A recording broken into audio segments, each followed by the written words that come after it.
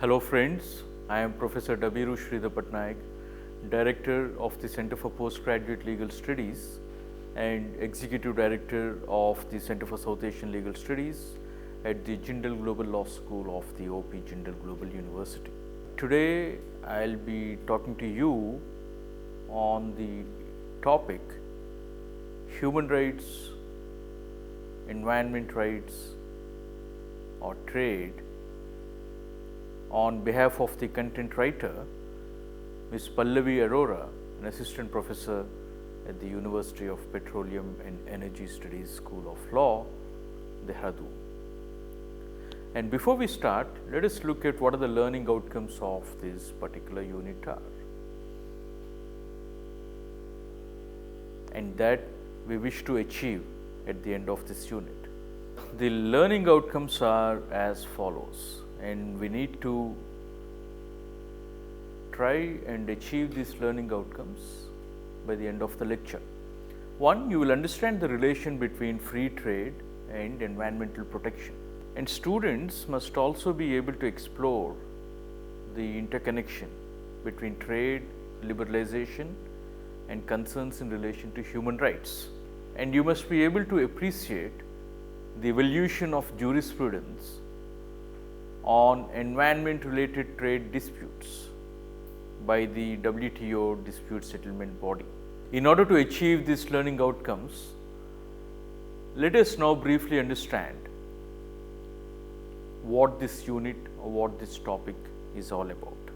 With the conception of the General Agreement on Tariffs and Trade 1994 under the auspices of the World Trade Organization, the international community has committed itself towards the pursuit of trade liberalization. The international community has also given substance to its concerns for the protection of the environment and also human rights by negotiating several international instruments. However, the interaction and coalition between such diverse international regimes and commitments is inevitable. Therefore, in the light of this, we will examine the interaction of the WTO with obligations concerning non-economic interests such as protection of environment and human rights. And we will examine this in two parts. The first part examines the relation between free trade and environmental protection. And in the second part, we will explore the connection or interplay between trade liberalization and concerns for protection of human rights. With the evolution of international trade, there has been a lingering discontent with the global trade agenda from the perspective of environment protection. The developed world has championed the claim that developing states must adopt stricter environmental standards in their production for export. And this assertion is grounded in the belief that the anti-environment practices of the developing world not only reduce the cost of production, but also run amok their ecological obligations under customary laws and customary international law. When such products are exported to the developed world, their domestic producers claim to be unfairly saddled with higher costs than their foreign competitors, thereby discouraging environmental preservation in the importing countries as well. So, to minimize the impact of trade on the environment, developed countries often resort to unilateral trade sanctions against importing countries that indulge in ecologically unsustainable production practices. However, the developing countries retort that such supposed environment concern is nothing but something for green protectionism. an approach towards green protectionism in an attempt to keep out imports from the developing countries. The environmental concerns lie within the domain of the relevant UN bodies and not the WTO, which is a trade body. So, the central idea is to examine whether the WTO is in fact an anti-environment establishment as being portrayed by some. Now, the earliest deliberation on environmental protection can be traced back to the trial smelter arbitration, which expounded an important customary principle which goes as follows: use your property so as not to injure the property of another. The said principle was reiterated even in Principle 21 of the Stockholm Declaration 1972, adopted under the auspices of the United Nations Conference on Human Environment. And this conference also led to the establishment of the United Nations Environment Program, and also an allied environment fund and action plan which set in motion wide-ranging environmental diplomacy culminating or resulting in several multilateral agreements. The principle recognizing sustainable development as the basis of economic activity surfaced for the first time in the 1987 Brundtland Report and was subsequently endorsed by the Rio Conference, also generally known as the Earth Summit 1992. In addition to sustainable development, the Earth Summit importantly also codified the polluter pays principle and called for an environment impact assessment prior to commencing any commercial activity. Over here, the Rio Declaration is also significant or important for two prime reasons.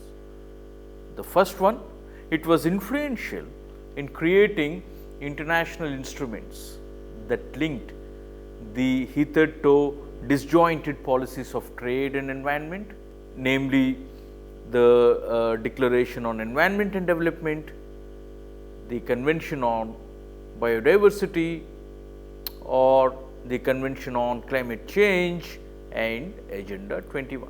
Secondly, the Earth Summit reflects the grand negotiation of bargain between the countries north and south through cooperation on the environment by the south and commitment to development by the north. So, the interconnection between trade and environment was finally acknowledged by the World Trade Organization, or the WTO, in 1994 through the establishment of the Committee on Trade and Environment. And the establishment of this committee, notwithstanding the adequacy of the GATT regime in reconciling the competing interests of environment protection and free trade, has since featured recurrently at various WTO ministerial conferences. Now, considering the reappearance of the trade environment issue in every successive round of the World Trade Organization's trade negotiations, an important question arose, and the question is, how green is the GATT? Because the GATT 1947 contained no specific linkage to the protection of environment. However, the preamble to the GATT 1994 refers the goal of optimal use of the world's resources in accordance with the objective of sustainable development. And now, the significance of the preambular paragraph was noted by the WTO appellate body in an important case, that is the shrimp turtle case. Besides the preamble, the final act contains many agreements that are relevant apropos as far as the issues that we are discussing, the trade environment. And these include even the agreement of sanitary and phytosanitary measures, and the agreement on TBT, or technical barriers to trade, and the agreement on agriculture, and also importantly the agreement on trade related aspects of intellectual property rights and the agreement on subsidies and countervailing measures. Albeit this, the GATT 1994 does not contain any explicit linkage to the environment. Yet, interestingly, the WTO dispute settlement has interpreted some articles like the GATT articles 1, 3, 11 and 20 in a manner to incorporate trade related environment issues. Article 1, 3 and 11 of the GATT comprise of the core obligations of member states, while Article 20, the most important, talks about the general exception clause. Article 1 read with 3, 11 and 20 of the GATT have been interpreted by the World Trade Organization's dispute settlement body in a manner to safeguard environment concerns while promoting free trade. Let us examine some of these issues through the WTO jurisprudence in the context of integrating environment concerns within articles 1, 3, 11 and 20 of the GATT. The WTO trade dispute settlement body has tried to interpret the provisions of international trade law in an attempt to evolve a sound jurisprudence with regards to environment related trade disputes. Let us consider two important cases. We will begin with the tuna dolphin case 1 of 1991. Now, commercial tuna fishing has been carried on using purse strain nets. In the absence of special protective measures, dolphins get trapped in the purse strains along with the tuna, and many are fatally wounded or drowned. Since some dolphin species are threatened with extinction, the incidental killing of dolphins in the process of tuna fishing was considered ecologically unsustainable. Consequently, the United States Congress, by amending the Marine Mammal Protection Act, placed an embargo on the exports of tuna from Mexico and several other countries that failed to meet the compatibility requirement. And according to the GATT panel, the US embargo on imports could not pass muster. It found the US measure to be violative of GATT Article 11.1 because of adoption of unilateral trade measures. The US could have undertaken other measures, which could be negotiation of an international agreement. And the panel also took strong objection to the extra jurisdictional application of the United States law in Mexico. Furthermore, the US action could not be exempted under Article 20. So, the panel emphasized that the word necessary in Article 20B, evaluation of the probability of occurrence of such effects. The appellate body had held that such risk evaluation is not just limited to the views of the relevant scientific community. It may also include the risk as is perceived in human societies, that is, the actual potential for adverse effects on human health in the real world. And the other measures, the measure should not be protectionist in nature or more trade restrictive than required to achieve their appropriate SPS objectives. And in this case, the European community based its argument on the opinion of one expert, who estimated that the challenged meat products would cause approximately 1 out of every million women to develop cancer.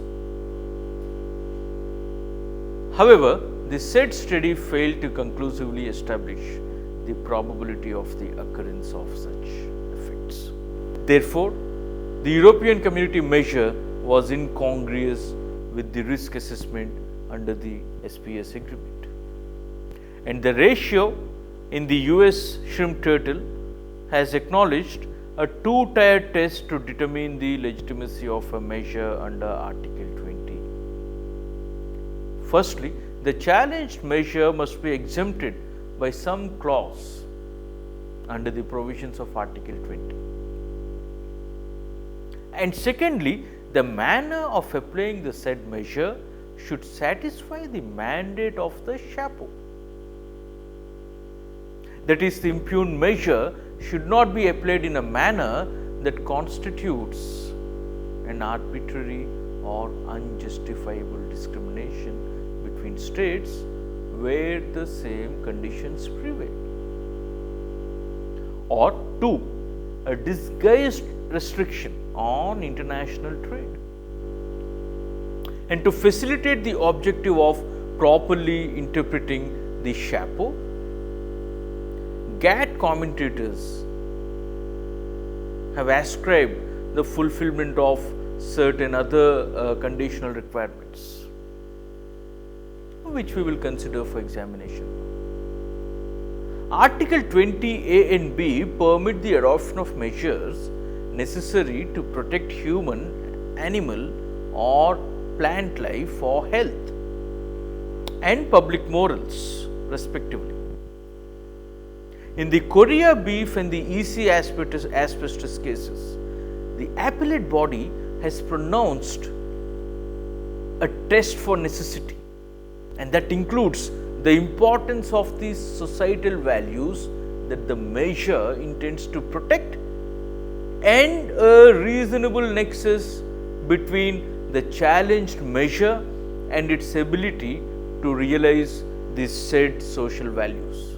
And GATT commentators widely hold that the concept of necessity must be assessed by referring to international standards.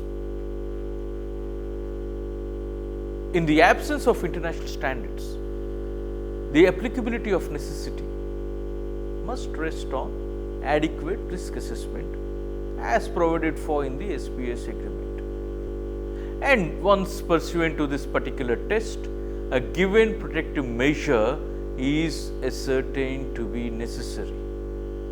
And then the proportionality principle comes into play.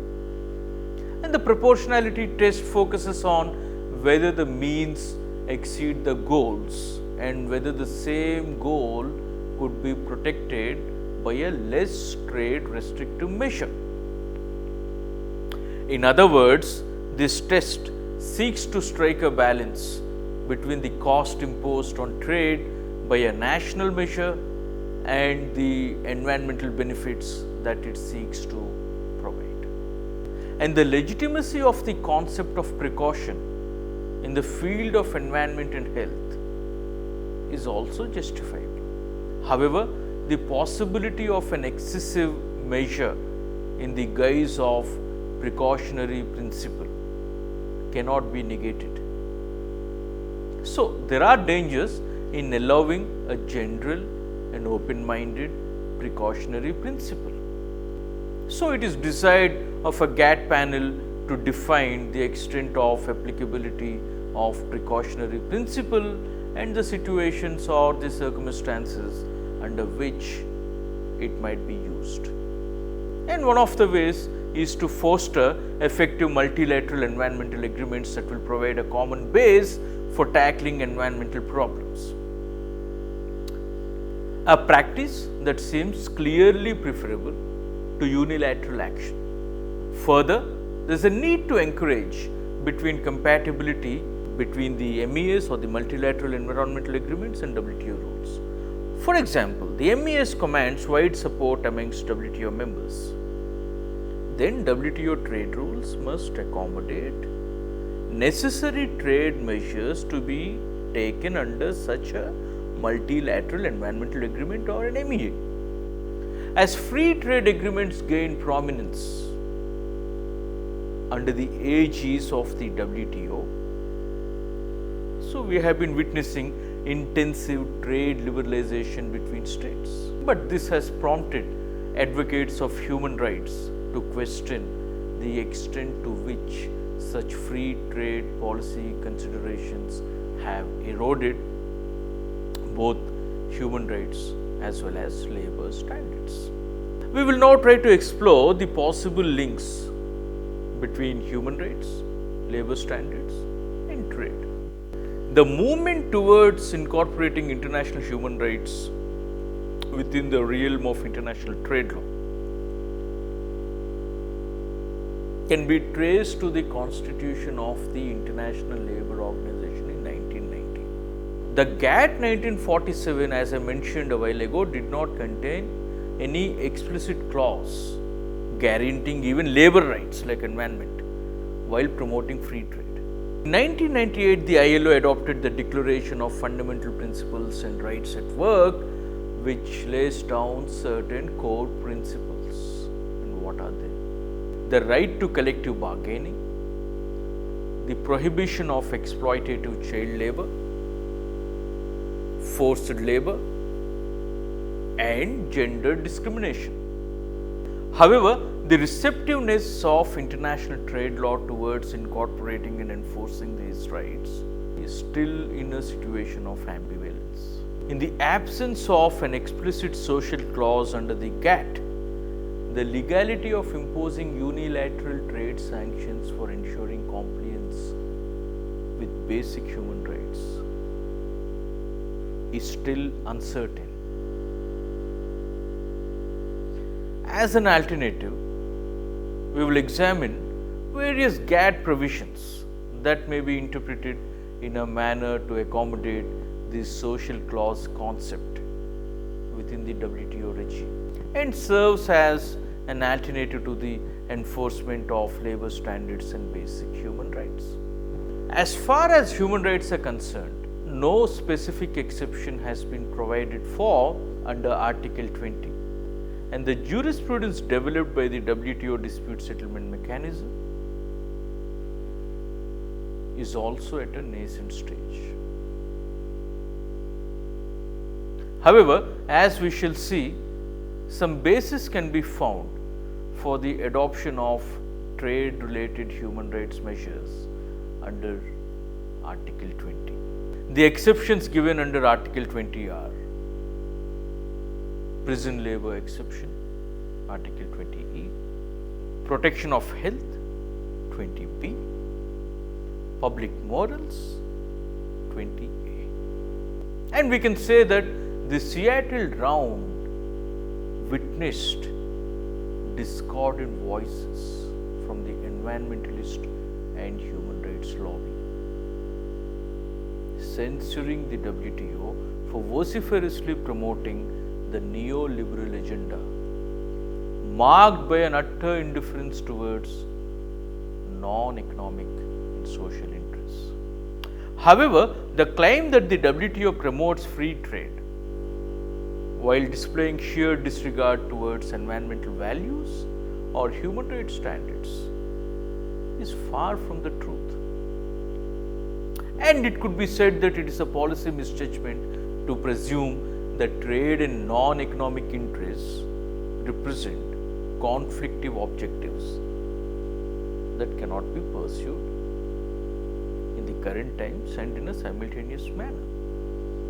So, it could be said that the way forward lies in effectively balancing trade, environment, and human rights concerns within the GATT-WTO regime. And this balancing act necessitates that the object of greening the GATT and humanizing the GATT and WTO should be pursued in a manner that keeps the protectionist forces at bay, thereby allowing every WTO member to pursue an independent path to sustainable development. So, after having discussed some of these, we come to the end of this particular unit, and I thank you very much for your engaged listening.